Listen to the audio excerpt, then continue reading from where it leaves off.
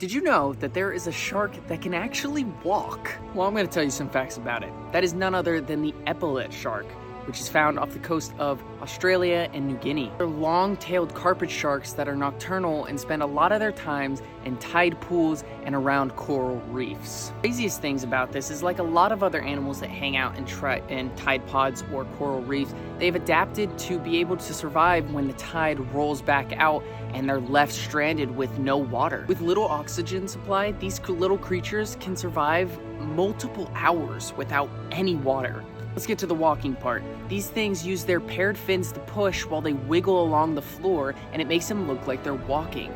And that's where they got the nickname, the walking shark. I'm sure from the images I've shown already, you'll notice that these things are really long. They just kind of look weird. They also have this black spot on the back of their head, which makes it really easy to identify them. And they don't get very big. The largest one ever recorded was 3.5 feet or 42 inches. And no, these guys are not vulnerable or endangered at all. In fact, the females from August to December, and I think throughout the rest of that year, deposit eggs or pairs of eggs every 14 days. So there's a lot of these little baby guys swimming around towards the end of the year. If you guys learned something new or you really like the epaulet shark, let me know in the comment. If you thought the video would be ending there, you were wrong. Just kidding. But I'm trying to make these videos a little longer, and I actually want you guys to leave in the comments if you want to see them shorter, if you'd want them to be a little longer, because I feel like they're a little too short, but then that could also be the beauty of the video, being a short, quick, fun fact video about a specific animal, but I want you guys to let me know.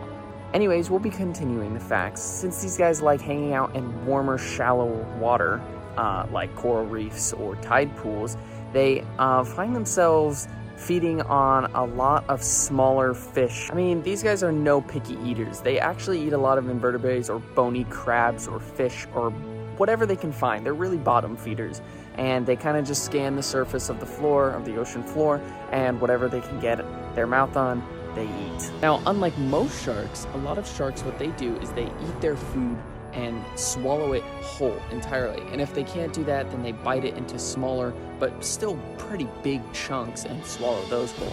These guys have actually been seen chewing their food. So they kind of take their time with whatever they're eating. Now, when you're eating hard-shelled crabs and invertebrates along the floor, I can understand why some chewing might be necessary. If you were wondering earlier how I mentioned that they can survive with little oxygen for multiple hours at a time, it's by pushing blood to crucial parts of their body. And also, like other sharks, these guys do have those little sensors under their nose to be able to detect electrical currents and make it very efficient in finding food. Again, since these guys hang out in shallow waters, they do come in contact with humans quite often, and they're easily studied. Now, a lot of scientists believe that the walking thing that I talked about earlier that these sharks can do with their fins and wiggling their bodies along the floor might be really similar to the first aquatic creatures that began walking and evolving on this planet. And we know so much about these sharks because, like I said, they come in contact with humans a lot.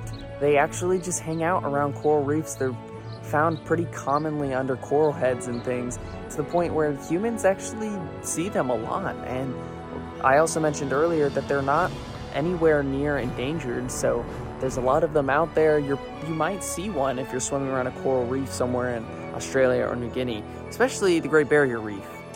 And finally, I'll end it off with these sharks. They can actually live up to, believed to be, 20 to 25 years, which is pretty long for a little shark. As always, let me know if you guys learned something new about the epaulet shark, or if you even knew about it in the first place before this video.